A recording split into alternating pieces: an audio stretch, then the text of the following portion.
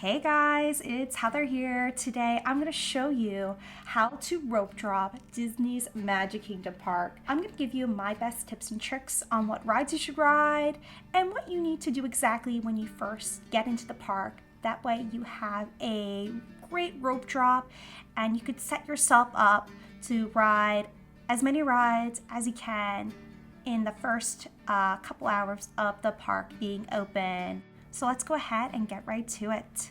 The first piece of advice is get there as early as possible. Yes, that is very, very simple advice. However, even the park isn't quote unquote open, you can still get there at a reasonable time before the park opens because they do let you in quite early. Actually, way earlier than you think. Another big piece of information is if you are staying at a Disney resort on property, the park opens 30 minutes early for resort guests only. It is just Fantasyland and Tomorrowland. However, this will give you a great jump start for your day. So I would definitely take advantage of this if you could. If you're not staying at a Disney resort, that is okay. You can still have a great rope drop where you can get a lot of things done. Well, now, what time could I enter the park before it opens?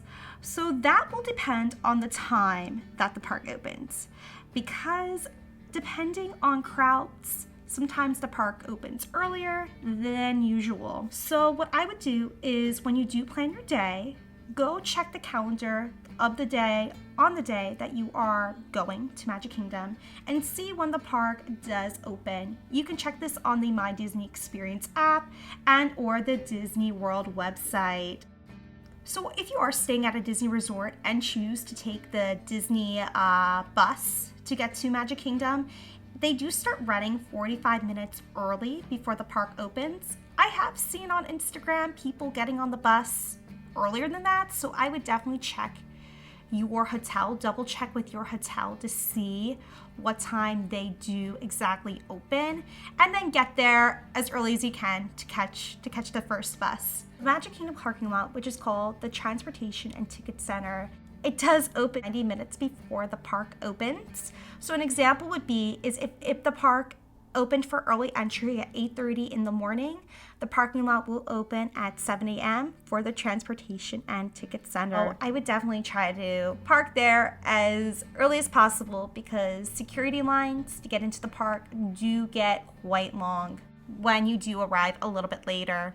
Now let's move on to the best rides to rope drop. These are the rides that as the day goes on, the wait times get longer and they become a little bit more harder to ride. So it's best to just ride them as soon as you can. That way you don't have to worry about that later on if you do miss it. The rides that get the busiest wait times are Seven Dwarfs Mine Train, Peter Pan's Flight, Tron Life Cycle Run, Space Mountain, Jungle Cruise, Big Thunder Mountain, and when this ride gets done with its virtual queue, which I do think it will be in the near future, is going to be Tiana's Bayou Adventure. I think this will get busy once the virtual queue system does finish. Seven Dwarfs Mine Train, I'd say, is the most popular one to rope drop. So keep that in mind. If you don't have early entry, it does get busier when the park does open. Sometimes it will have a little bit of a wait.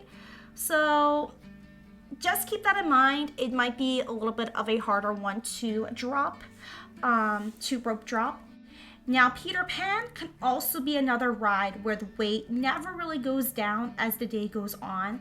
So if you do really want to do Peter Pan's, I would definitely maybe consider making that one of your rope drop options as well. That way you do get a chance to ride it with a lower wait time. Remember, if you are staying at a Disney resort, you can get in early, 30 minutes early. So definitely try to plan your rope drop in Tomorrowland and or Fantasyland. So that way you can take advantage of those attractions too. Now, if you're not a resort guest, pick your ride you want to rope drop most. It really doesn't matter. This is now what your preference is out of the rides that I just mentioned. And it could be whatever you want, Space Mountain, Jungle Cruise, whatever you like. Now go over to the land entrance. I'm going to show you here on the map where each of them are. That way you are lined up, and when the rope drops, you can go to that ride. So my personal favorite rope drop is going to be when I'm not rope dropping Seven Dwarfs Mine Train, is actually going to be the Adventureland rope drop. I feel like it's a little less busy in my opinion, and you can really hit up a lot of rides if you rope drop as your first attraction, Jungle Cruise, and then right after Pirates of the Caribbean usually doesn't have too much of a long wait, and then Big Thunder. Tomorrowland rope drop, I pick Tron if you really want to do Tron because there is longer waits for Tron than Space Mountain. So what I would do then is get on Tron, and then right after Tron, get in the Space Mountain line if you want to do Space Mountain. Some people don't like Space Mountain, and some people don't like Tron. So pick your preferred ride between those two. So yeah, from there, when you're done with your first couple of rides for rope drop, go and see what's low. Check the My Disney Experience app, see what times are low, and go from there. Go to the attraction. Some days, certain rides get busier than others. Just try to be a little go with the flow and go where the wait times are low. So my final piece of advice is going to be make a couple of plan Bs. Sadly, there will be times where some of the rides won't open when the park opens.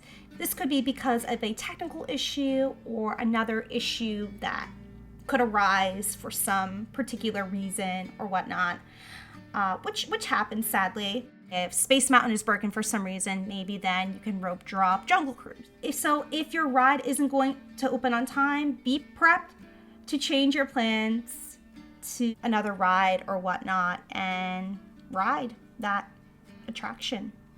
Yeah. So that is how you rope drop Magic Kingdom. If you have any questions, please don't hesitate to put them in the comments down below. I would be more than happy to answer them for you.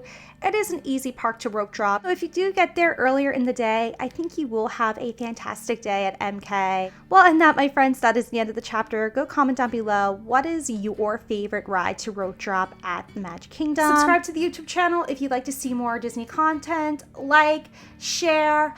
Go follow me on my other socials. I'm active on Instagram. I'm really active on TikTok. I hope that you have a wonderful Disney vacation. I will be definitely posting more travel content in the near future. Thank you for watching. See you on the next chapter.